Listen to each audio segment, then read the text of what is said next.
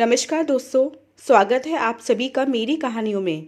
मैं हूं शिखा और एक बार फिर से आपके लिए लेकर आई हूं एक नई कहानी और उम्मीद करती हूं कि ये कहानी भी बाकी कहानियों की तरह आपको बेहद पसंद आएगी और आप पहले की तरह अपना प्यार और सपोर्ट मेरी वीडियोस पर बनाए रखेंगे। कहानी पसंद आए तो चैनल को सब्सक्राइब करना मत भूलिएगा। तो चलिए अपनी आज की कहानी शुरू करते हैं। नीतिका बेटा, अच्छा होना अच्छी बात है, लेकिन कहीं ऐसा ना हो कि तुम्हारी सच्चाई का सिला लोग गलत तरीके से दें। तुमने अभी तक भी कितना कुछ किया है अपनी माँ और भाभी के लिए। अब तो जज की भी संभालने जा रही हो। मेरी मानो बेटा, तो अब उन्हें काम संभालने दो। आजकल तो हर काम के लिए काम वाली मिल जाती है, फिर तुम क्यों परेशान होती हो? सास अम्बा जी ने अपनी बहू से कहा। मम्मी जी, वो मेरी माँ का घर है और मेरी भाभी मेरी बहुत इज्जत करती है। वो अच्छे से समझते हैं जब मैं उनके साथ अच्छा करने जा रही हूँ तो वो मेरे साथ बुरा क्यों करेंगे। मेरा भाई भी मुझे बहुत मानता है। मैं उस घर की राजकुमारी हूँ। मजाल है कि कोई मेरे बारे में कुछ गलत सोच भी ले। बड़े घमंड से नितिका ने अपनी सास को बोला। नितिका की शादी को 1 साल होने वाला है और वो जब चाहे अपने मायके पहुंच जाती है। सास रोक टोक नहीं करती, मगर अनुभवी थी। उन्होंने रितिका की भाभी से 1-2 बार बात की तो उन्हें कुछ अच्छा नहीं लगा। कुछ सोच समझ कर ही वो अपनी बहू को सलाह दे रही थीं। लेकिन सास बहू का रिश्ता ही ऐसा होता है, जहाँ सास बहू के लिए भी कुछ बोले तो समझ में नहीं आता। मगर कहते हैं ना, इंसान ठोकर खाकर ज़रूर सीखता है। शायद नितिका को भी ठोकर खाकर ही सीखना था। हालांकि उसकी सास ने पूरी कोशिश की कि वो उसे बचा सके, मगर होनी को टाल ही कौन सकता है। माँ विद्या जी अकेली हैं और जच्चा बच्चा का काम अकेली कैसे संभालेंगी। यही सोच नितिका अपने मायके आ गई और सारा काम संभाल लिया। किसी काम में कोई कसर नहीं छोड़ी। आगे बढ़ बढ़कर अपनी भाभी के लिए हल्का पौष्टिक खाना बनाती, अजवाइन वाला गर्म पानी, बच्चे की मालिश और रात में जाकर देखभाल करना। कुल मिलाकर उसने अपनी भाभी को पूरी तरह आराम देने की कोशिश की। साथ में रसोई भी पूरी मुस्तैदी से संभाल ली। जच्चा का खाना अलग बनता था, मगर सारे लोग तो वो नहीं खा सकते थे। साथ में तरह तरह के पकवान भाई मम्मी पापा के लिए बनाती है। 1.25 महीने बाद सूरज पूजा पक्ष का कार्यक्रम हुआ। सारा कार्यक्रम अच्छे से निपट गया। भाभी नंदिनी ने अपने मायके वालों को अच्छा सामान, साड़ियाँ दी। अपनी बहन को अलग से नेक दिया। भाई को भी कपड़े दिए। खूब अच्छी विदाई करी। नितिका सोच रही थी, भाभी जब अपने मायके वालों को इतना पूछ रही हैं, फिर उन्हें तो पता ही है कि मैंने उनके लिए क्या क्या किया। और फिर ससुराल जाऊंगी तो यूँ खाली हाथ थोड़ी ना भेजेंगे। ज़रूर मेरे लिए स्पेशल गिफ्ट सोच कर रखा होगा। देखना, अपनी सास को बताऊंगी, अच्छाई के बदले सिर्फ अच्छाई ही मिलती है। मन में यही सोच सोचकर नितिका इतरा रही थी। 2 दिन बाद नितिका के जाने का समय हो गया। उसने माँ से पूछा, नंदिनी भाभी अभी तक क्यों नहीं आई? बहू अपने कमरे में सो रही है। अरे माँ, आपने उन्हें बताया नहीं कि मैं आज जाने वाली हूँ? हाँ, उसे तो पता है। शायद बेचारी की तबीयत ठीक नहीं होगी। तू तो जानती है ना, बच्चा रात भर रोता है। ठिठकते हुए माँ ने कहा। अच्छा, कोई बात नहीं, मैं भाभी से कमरे में ही मिलकर आती हूँ। जैसे ही कमरे के दरवाजे पर पहुँची, यह क्या नंदिनी, तुमने नितिका के लिए साड़ी भी नहीं खरीदी और उसे कोई विदाई भी नहीं दे रही, और अपने मायके वालों को भर भर कर सामान दिया है। ऐसा क्यों? सुनो जी, मेरे मायके वाले कपड़ा गहने मेरे और मुन्नू के लिए कितना सामान लाए थे। अगर उन्हें विदाई नहीं करती तो आपकी क्या इज्जत रह जाती। और दीदी ने ऐसा भी क्या कर दिया? महीने भर से तो यहीं पड़ी खाती रहती हैं, और आपकी तनख्वाह भी इतनी कहाँ है।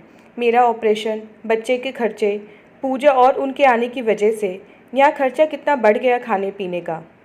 अब क्या पूरा घर ही लुटा दूँ आपकी बहन पर? उनका तो कुछ नहीं, मुंह उठाकर चली आती हैं। कभी नहीं सोचती कि सामने वाले की परिस्थिति कैसी है। रुपया पैसा घर में है या नहीं, बस चली आती हैं।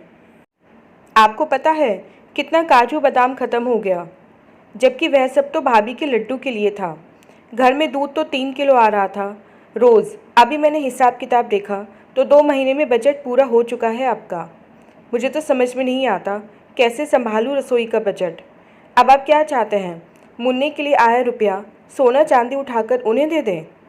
वैसे भी वो जब देखो आती रहती हैं, फिर कभी दे देंगे।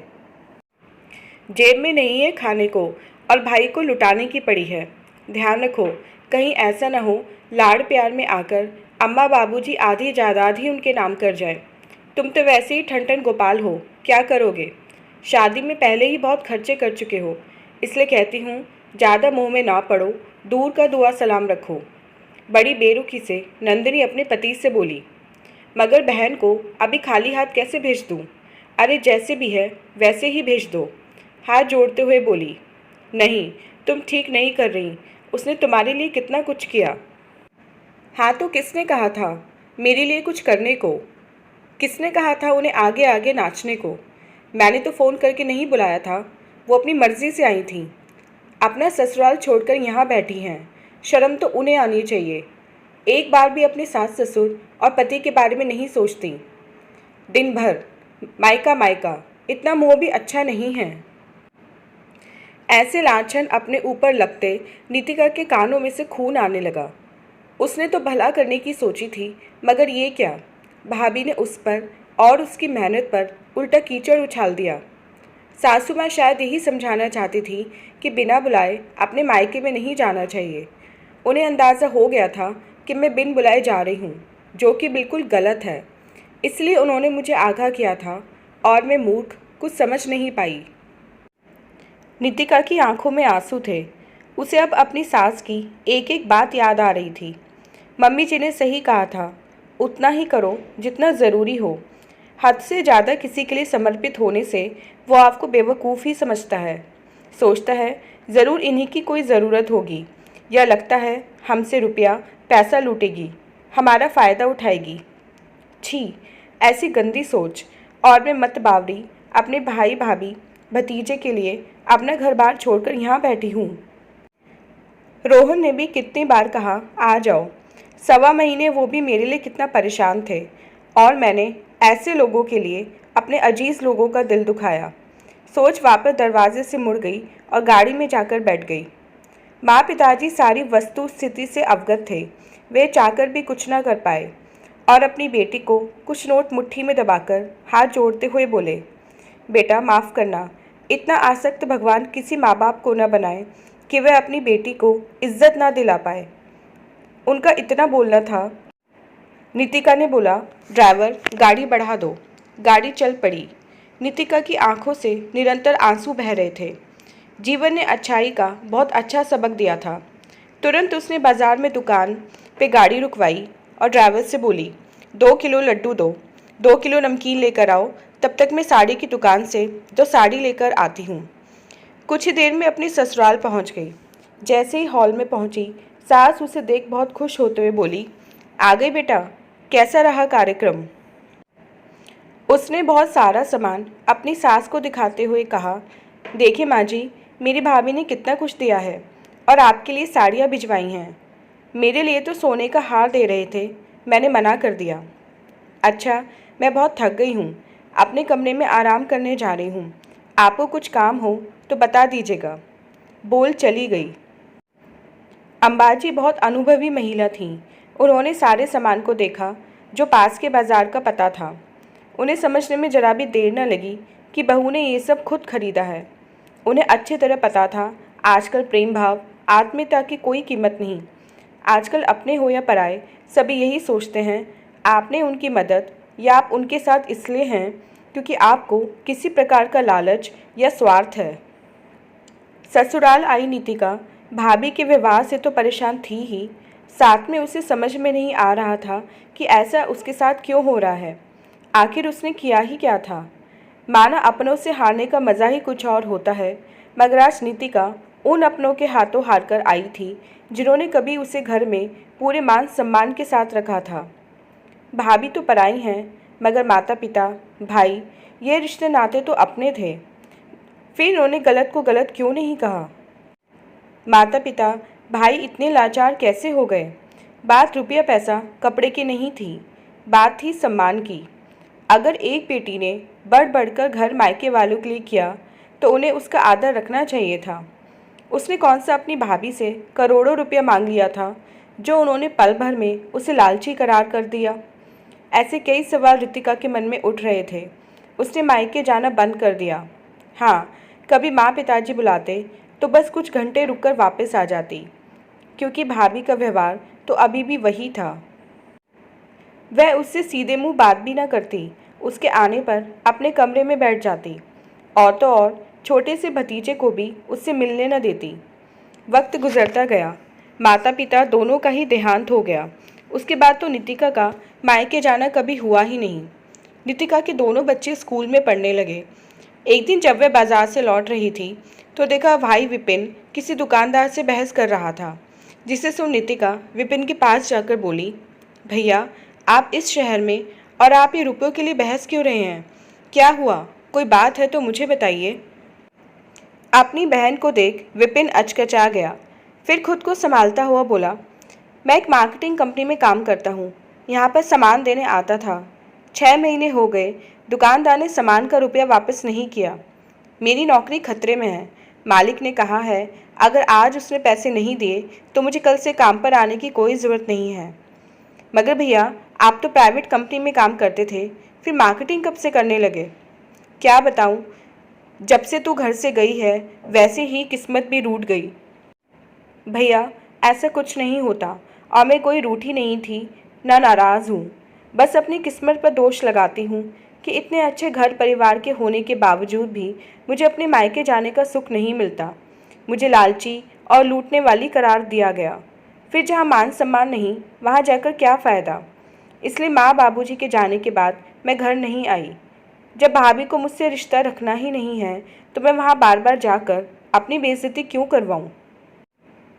वैसे भी शादी के बाद लड़की पराई हो जाती है। वह तो माता पिता द्वारा दिया गया सम्मान होता है कि उसे कम से कम मेहमानों की तरह बुलाया तो जाता है। मगर मुझे तो इतना हक भी नहीं कि मेहमानों की तरह ही आकर मैं 4 दिन अपने मायके में ठहर सकूं। चलिए वो सब छोड़िए, आप ये बताइए आपकी नौकरी को क्या हुआ और आप यहाँ पैसों के लिए क्यों लड़ाई कर रहे हैं? नितिका ने फिर गुस्से से पूछा। नितिका, माँ बाबूजी के इलाज में लाखों खर्च हो गए, जिसके लिए मैंने मकान गिरवी रखा। जब मैं पैसे नहीं लौटा पाया तो मकान हाथ से चला गया। हम लोग किराए के मकान में आ गए। यही नहीं, नौकरी छटनी में चली गई। मैं ज़्यादा पढ़ा लिखा तो था नहीं, उन्हें मुझसे ज़्यादा पढ़े लिखे लोग कम तनख्वाह में मिल गए। फिर मैंने एक मार्केटिंग कंपनी में काम करना शुरू किया। शहर शहर गांव गांव जाकर साड़ियाँ सप्लाई करता। इतना पैसा जुटा पा रहा था कि किराया, राशन, गोलू की स्कूल की फ़ीस, अन्य खर्चे निकाल सकूं। कटौती करने के बावजूद भी महीने के अंत तक कुछ हाथ में नहीं रहता है। पिछले 6 महीने से ये काम भी घाटे में चल रहा है।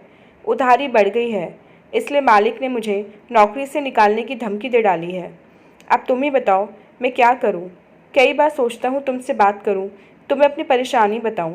फिर सोचता जब मैं तुम्हारे साथ ना खड़ा रह पाया तो आज अपनी मजबूरी बताकर तुमको दुखी क्यों करना? मैं दोषी हूँ तो मुझे उसकी सज़ा तो मिलनी चाहिए और भगवान दे भी रहा है। फिर भैया वही बात, आपको कोई सज़ा नहीं मिल रही। आप चलिए मेरे साथ, बोल अपने घर ले गई। वहाँ पर अपने पति रोहन को सारी बात बताई। तब सारी बात समझ रोहन बोला, भाई साहब, 2-3 जगह मेरी पहचान है, वहाँ मैं आपकी बात चला सकता हूँ। आशा है 7-8 दिन के अंदर आपको नई नौकरी मिल जाएगी। और भैया, यह रहे कुछ रुपये और फल, मिठाई बच्चों के लिए। नहीं नितिका, मैं तुमसे रुपये नहीं लूँगा।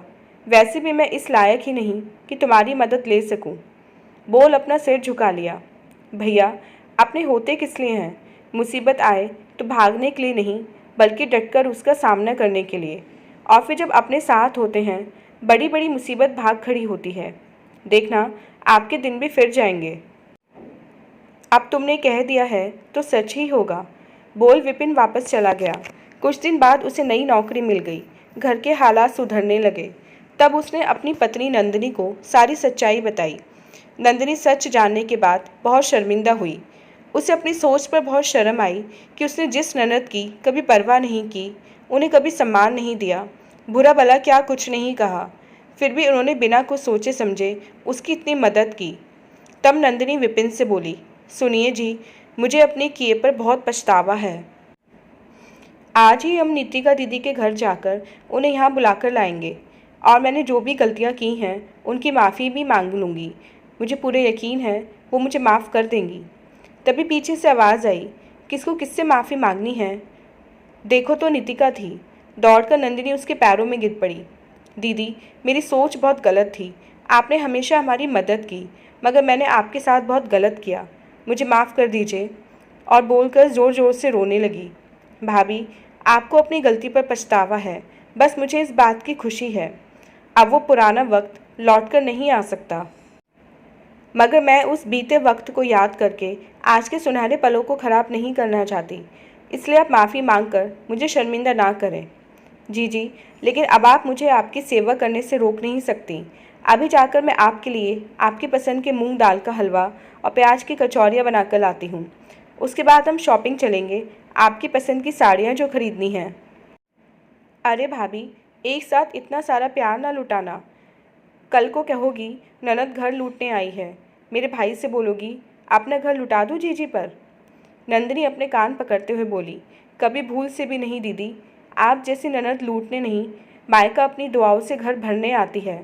आज नीतिका बहुत खुश थी, भले ही थोड़ी देर लगी, मगर आज उसे अपना मायका वापस मिल गया था, वह भी पूरे सम्मान के साथ। दोस्तों, एक लड़की के लिए उसका मायका क्या होता है उसे शब्दों में बयां करना आसान नहीं।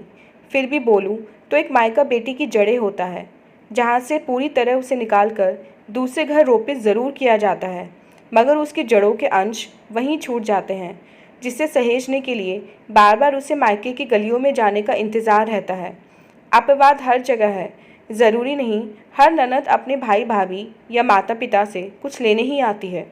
वह तो हर बार अपना गुजरा बचपन जीने आती है, जिसे कई बार गलत समझ लिया जाता है। तो दोस्तों, ये थी हमारी आज की कहानी। उम्मीद करते हुए कहानी आपको पसंद आई होगी। मिलते हैं अपनी नेक्स्ट वीडियो में इसे नेक्स्ट कहानी के साथ। तब तक के लिए आज्ञा दीजिए। धन्यवाद।